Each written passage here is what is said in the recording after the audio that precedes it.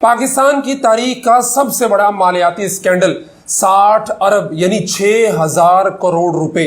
यह रकम इतनी बड़ी है कि अगर आप 16 साल तक हर दिन 1 करोड़ रुपया खर्च करें तो फिर भी खत्म नहीं होगी।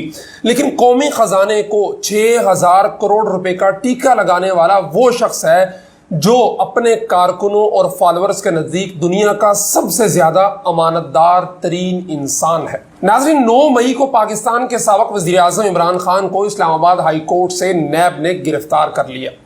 जिस केस में उन्हें गिरफ्तार किया गया उसका नाम अल-कादिर ट्रस्ट केस था। आपके जहन में यह सवाल जरूर उठता होगा कि अल-कादिर ट्रस्ट केस आखिर है क्या। अल-कादिर ट्रस्ट तो यूनिवर्सिटी बनाने के लिए कायम किया गया था, जो कि एक अच्छी बात है। तो इस पे इमरान खान को गिरफ्तार क्यों किया गया है? और इमरान खान के सपोर्टर्स, फॉलोअर्स और उसके कारकुन भी आपको यही दलील देते नजर आएंगे कि इमरान खान को यूनिवर्सिटी बनाने के जुर्म में गिरफ्तार किया गया है और ये पीडीएम की हुकूमत तालीम दुश्मन है वगैरह वगैरह। लेकिन यह मामला इतना सादा नहीं जितना कि बनाकर पेश किया जाता है। अगर मैं यूं कहूं कि यह मुल्क की तारीख का सबसे बड़ा मालियाती फ्रॉड है तो बेजा न होगा। लेकिन इस फ्रॉड को यूनिवर्सिटी की आड़ देकर आम आवाम को बड़ी खूबसूरती के साथ धोखा दिया जा रहा है। नाज़रीन, इस मालियाती करप्शन की कहानी का आगाज होता है 2019 में बरतानिया से। 2019 में मलक रियाज ने बरतानिया के अंदर एक प्रॉपर्टी खरीदी जिस पे बरतानवी क्राइम एजेंसी यानी एनसीए को शक हुआ कि यह पैसा पाकिस्तान से मनी लॉन्ड्रिंग के जरिए बरतानिया लाया गया है, जो बाद अज़ां तहकीकात में बिल्कुल दुरुस्त साबित हुआ। जिसके बाद मलक रियाज के अकाउंट और प्रॉपर्टी बरतानिया की नेशनल क्राइम एजेंसी ने सीज कर दी और उसके साथ साथ मलक रियाज और उसके बेटे के बरतानिया दाखिले पर पाबंदी आयद कर दी। चूंकि यह रकम पाकिस्तान से मनी लॉन्ड्रिंग के जरिए बरतानिया लाई गई थी और यह रकम पाकिस्तान से चोरी की गई थी, तो इसलिए वो रकम वापिस पाकिस्तानी हुकूमत को भेज दी गई। यह रकम 190 मिलियन पाउंड थी, जो कि पाकिस्तानी रुपयों में 60 अरब या फिर 6000 करोड़ रुपए बनती है। 190 million pound national crime agency ने पाकिस्तानी हुकूमत के अकाउंट में भेजे थे।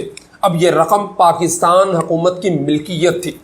लेकिन मलक रियाज की इमरान खान के मुशीर बराए एहतसाब शहजाद अकबर के जरिए बुशरा बीबी और फरा गोगी से डील हुई कि यह रकम बजाय कौमी खजाने के मलक रियाज को वापिस दे दी जाएगी। लेकिन यह इतना आसान नहीं था। इसके लिए काबीना की मंजूरी जरूरी थी।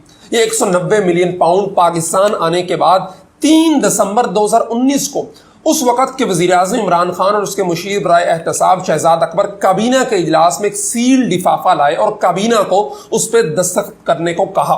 काबीना के कुछ मेंबरान ने उस लिफाफे में मौजूद कागजात को काबीना के सामने पेश करने का मुतालबा किया, तो इमरान खान ने उनकी सरजनश करके उन्हें चुप करा दिया कि नेशनल इंटरेस्ट का मामला है। और यूं काबीना ने वो 190 मिलियन पाउंड चुपचाप सुप्रीम कोर्ट के अकाउंट में ट्रांसफर कर दिए। अब आप ये सोच रहे होंगे कि 190 मिलियन पाउंड तो मलक रियाज को नहीं दिए, सुप्रीम कोर्ट को क्यों ट्रांसफर कर दिए? और अगर सुप्रीम कोर्ट को ट्रांसफर कर भी दिए तो ऐसा क्या जुर्म किया? सुप्रीम कोर्ट भी तो पाकिस्तान का ही इदारा है। लेकिन नाजरीन, यहां भी कहानी इतनी सादा नहीं है। इसके पीछे भी एक बहुत गहरी और मुनज़्ज़म गेम थी जो इमरान खान ने डाली। नाजरीन, जैसा कि आप जानते हैं कि मलक रियाज इस मुल्क का सबसे बड़ा प्रॉपर्टी टाइकून है। मलक रियाज की मशहूर ज़माना कंपनी बहरिया टाउन ने कराची में सिंध हुकूमत और गरीब सिंधी हारियों की जगह पे सोसाइटी बनाई, जिसके खिलाफ सुप्रीम कोर्ट में पिटीशन दायर हुई और जिसकी कंपनसेशन की मद में सुप्रीम कोर्ट के चीफ जस्टिस साकिब निसार की सरबराही में 3 रुकनी बेंच ने 4 मई 2018 को मलक रियाज को 460 अरब रुपए का जुर्माना अदा करने का हुक्म दिया। और वो पैसा सुप्रीम कोर्ट के जरिए सिंध हुकूमत और उन लोगों को जाना था जिनकी जमीनों पे कब्जा करके बहरिया टाउन बनाया गया था। यानी सुप्रीम कोर्ट के अकाउंट में मलक रियाज ने 460 अरब रुपया जमा करवाना था, जो फिर हकदारों को जाता। सुप्रीम कोर्ट ने अक़सात का प्लान बनाकर हुक्म दिया कि 25 अरब रुपए अभी जमा करवाए जाएं और फिर हर महीने 2.5 अरब रुपया मलक रियाज को अदा करना होगा। यूं सालाना 30 अरब रुपया मलक रियाज ने सुप्रीम कोर्ट को अदा करना था। अब वापिस काबीना की अप्रूवल की तरफ आते हैं। मलक रियाज सुप्रीम कोर्ट के सामने 460 अरब रुपए अदा करने की हामी भर चुका था, लेकिन इमरान खान ने काबीना से अप्रूवल लेकर बरतानवी हुकूमत के पाकिस्तान को दिए गए 60 अरब रुपए सरकारी खजाने में जमा करवाने की बजाय ملک ریاض کی طرف سے سپریم کورٹ کو ادا کر دیے، جو کہ دراصل ملک ریاض نے ادا کرنے تھے۔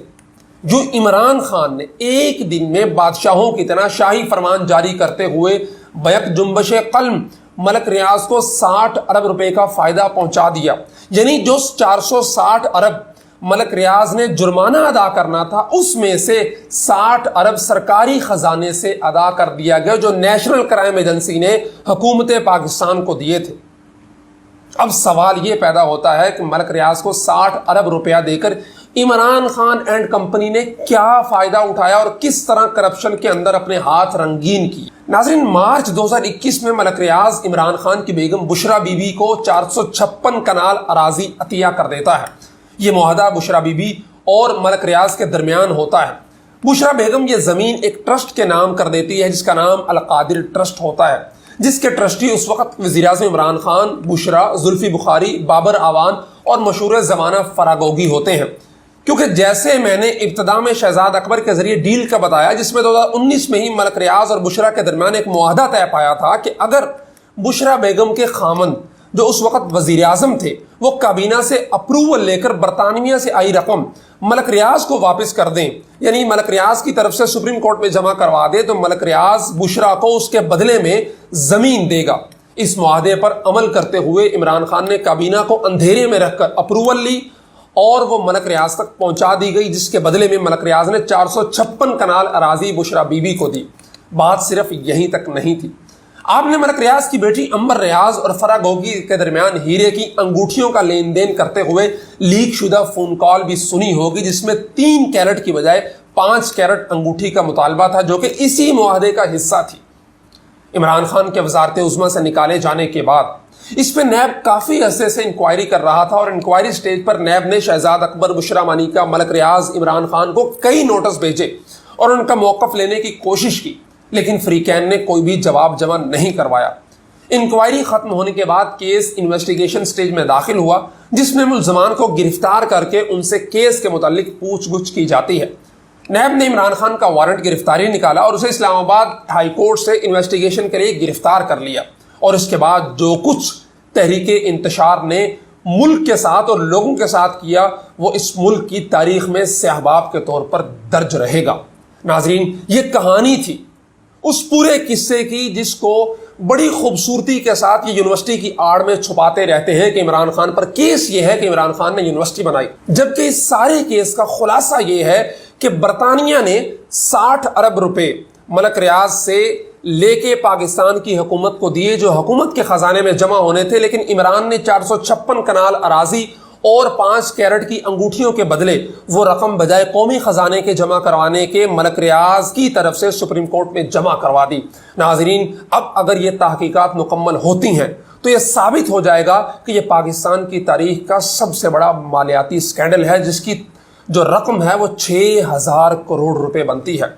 ہمیں اپنی آنکھوں سے اس پٹی کو اتارنا ہوگا جو عمران خان اور اس کے کارکن ہماری آنکھوں پہ چپکاتے رہتے ہیں کہ عمران خان پاکستان کا سب سے امانت دار سیاستدان ہے، لیکن ناظرین کو اپنے دور اقتدار کے اندر جب موقع ملا، فراگوگی، بشرا مانیکا اور آحسن جبیل گجر نیکسس نے پاکستان کے ساتھ، قومی خزانے کے ساتھ ہر وہ کام کرنے کی کوشش کی جس کا نقصان براہ راست ہر عام آدمی کو ہوتا تھا۔ امید ہے اس ویڈیو کے بعد آپ کو یہ سمجھ آ چکی ہوگی کہ القادر ٹرسٹ کیس کیا تھا اور عمران خان نے اس کی آڑ میں کتنا بڑا نقصان قومی خزانے کو پہنچانے کی کوشش کی۔